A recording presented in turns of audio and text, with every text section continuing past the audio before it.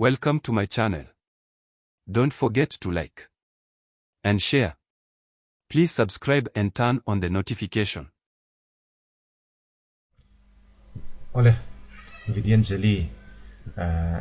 video kan siam leng video kan siam de unak nak to a kan trong kai pui dura chong kan nga ya kan video siam te kha ul de lekin kan entry na nga ngamo hemi la ya khoi tur ba kan sei te zeu zeu kha kan nei thri na chu ba ka tin thil lo om to te kan ti to sa te kan ti lang thri na khang ve te kan trong kai pui ka ringa tu na hian subject dang kan ti le do na chu chu tu na kan ti tu hi offline contribution ani a hi offline contribution ani a offline contribution om zia hi ma sai nan sei phot te la offline contribution ani chuan offline in kan in pe tina kha ni de umaya a om zia ta ka chuan a main video kan sei to a activities hi offline ai chuna thei ve lo ni kan tre tur chu activities thei lo asset le material chau hi a thei ani chu chu lo tre phot te la a tha ome chuan video danga khan asset le material sa te hian in engani in pe request kan han siama request kan siama ti khana ron changa thenan chang lova ani close ti khan ka ti khan omta amar chu offline contribution ani hi chuan offline contribution ni chan hetilaya asset vela request kan siam kherlo miron pethut mo miron pethut ang chi khati khan om ve ni antina na tuna po group vela te khan antinak naka mla chumi khami chumin pe chumi khami chu chon min pe ti te kha an omta a kha khang ho hetilaya request kan siam ni lem lo miron petu kha khang ho thun na kha ni a tin chuba ka chuan kan hret le tur chu hemi offline contribution a hi chuan miron petu kha ain register kherangai lo chu chu kan hredon nia ain register kherangai lo volunteer ain register kherangai lo wa miron pe khan ama ming khan amaro chu a phone number te a email te ka chu angaya kha chu phone number nakina kan soyanga khala ka chin thiam mai tura kan ngaya ama hi in register kherlo po khan miron donate theya etila heng kan tilang the ni chu chu offline contribution om je chu ni a miron thil miron petu te surprise de miron petu te tin te lo om lawa lian lo om lawa asset material vela khan than tur om tak chu kan thiam mai tura kan ngaya chuan chu offline contribution chu engtin nge akala engte ti tur nge ti kha kan endo na ni le kan threat kan sei to ang khan offline a hi chuan activities hemi service kan ti kha thei lova asset chaw thei ni mo abung ruwa kan don chi chaw kha training pe kan ti ang chi te motivational speech kan ti ang chi te khatiang kha offline contribution chana thei lova chuan offline contribution a hi chuan min petu kha a in register kherangai lo tin a shana hetia kanan ti chua kanan in chana accept le khatiang vel kha angai lo chu kan hredon nia chuan offline contribution kan click to panga ti hian offline contribution kiran lu to na hei patni alo sa vung maya kan hriat tur chu hei hi a hnoi zo ka hi kan don tak tak ani a chung zo ka hi chu tuna entina tura kan siam china ni hei delete ta ni om lo le halatin om vereng to mayang chu hei hi atnoi pe hi chu in register to request kan fa siam ni lem lo ron pe kha ni a nakina kan soilang le thowanga chuan a chungzo ki chu request ni lem lo amaro chu ama po hi in register lem lo kha ani le chuan online in offline in thil kan lo dong ta a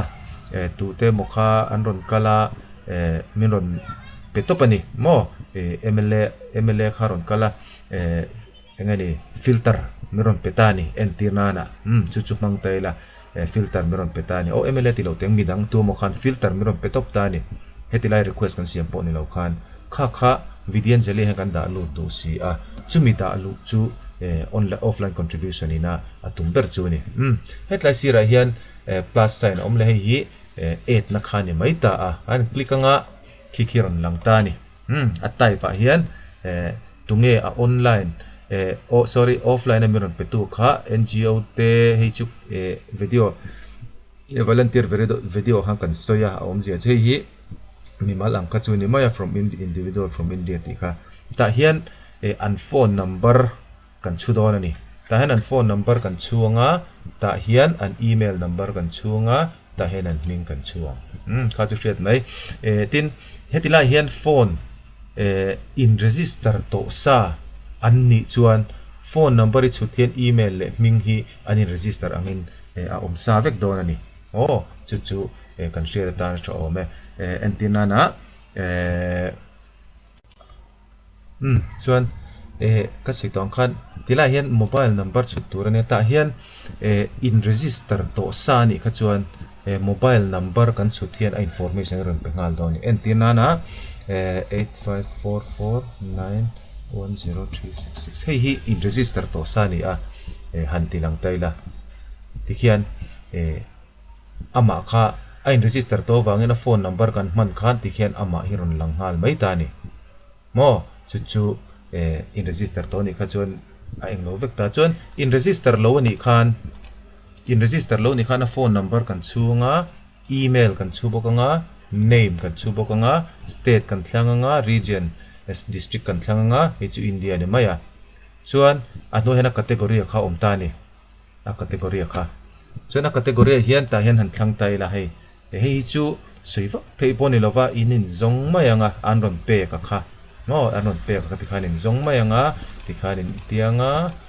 du kha chuan a quantity in zia kanga tikhan receive on in don ni kha mo nimin antina nimin in don te poni theya voinen lo ti chau the ani kha tikhanin thlang mayanga chuan ta hian hei hi a detail kan don detail kha zia tu ni ta mizo tong te pana zia mai thei ta whatsapp ni zia anga ya chuan hei kan zia kanga chuan etlai kan sei tong khan in register ani chuan a om sa dona in register lo ni chuan engani hei fill up vek angai don chuan tilai kan tikanga tikma ko ma kan tikanga save kan tianga chuan kha aron donate kha a in save ta ni a in save ringot phot chu hriat tu tikhana la zo lo tin ani chu chuan an dot le chuan kha is safe kha ta hian ron lang don ta ni ta hian hei hi chu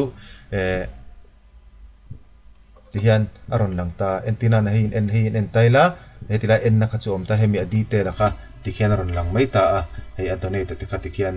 aron lang ta a chuan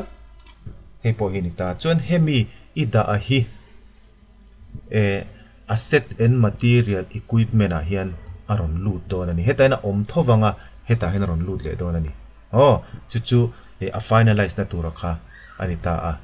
chakan enang asset and equipment a kan lutanga chuan hetilaya hian hei hi ron lut khani ta ni hetilaya offline contribution ami hei hi ta hen ron lut ta ni hei hi ron lut ta chuan hetilaya hian mitlem kha om ta mitlema hian kan han click ta a chuan volunteer mingaron oma volunteer mingi chu ka tilang lo mayanga le pho chopte ni wangin chuan closer asset and material om ta ni kan closer ta a ta hian closer for reason for closer engwanga close ne kan ni ti kharon lang ta tila no more requirement at school ti hi chu kan thriam turanga mela soi du alo maila only partial contribution received anron don tura ati thren khat chau kan do contribution complete enge mo pera kha thlan tu ni ta a e chu thlan tu kan don da tang khana thlan tur ha kan hrethiam mai ang complete kan don chuan complete kan tianga chuan number of impacted student no pang engza tin nge chhor kha kan hrethiam thau turanga ta kan zia kan chuan ta hian a picture kha pathum hi upload angai ni mo picture pathum upload angai ni chuan a picture hi kan share tur chu 500 kb ILN lo tur ani 500 kb ILN chuan a upload theilova upload dani chu kan share tur angai mai ta ila a tha ome chuan 500 kb chin a upload the ni chuan kha lo ni ta a chuan pakhat kha ta kal taila complete a hian na chinami pakhat zok kan ti hetlai contribution kan ti hei hi atak takani ka ti kha offline kan don to ani a chu kan han enanga complete a hena lo te hi khatiang zong kan ti zo khan khatiang ho zong kan photo ngai te kan upload ta khatiang vel kan ti zo khan hei po hi complete a lut don ani tu na jo complete ala lut lo kan la complete me lo wangin kami picture te danga chon hei hi complete a hian he tila hian he tila yami offline contribution a hemi hetami kha complete a aron om hetila ya hian pending a lut phota chumi nuwa thalak te kan upload nu khana complete ta chu chu hi ni ta hei offline ai ti bi khi kan hu em chu mang chu ma hei offline a kan don tina ni ta a chu chu hei hi han click tai la tilai sira hian click tai la hei hi ni ta a chuan a volunteer hi chu kan tilang lowanga a closer a chuan ti hian om ta ni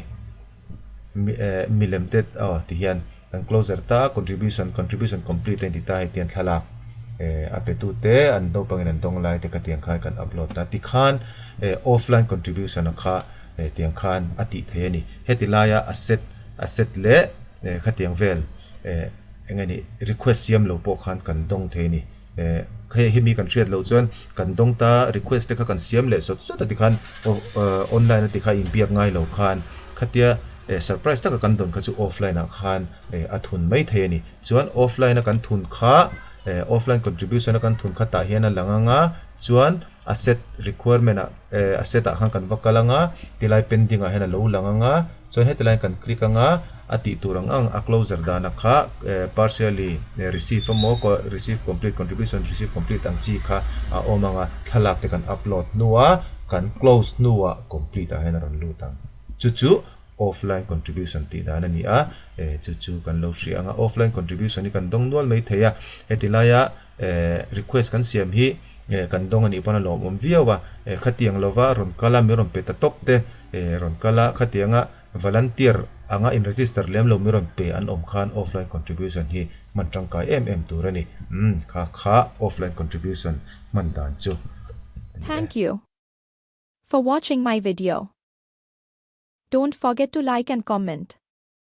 and subscribe.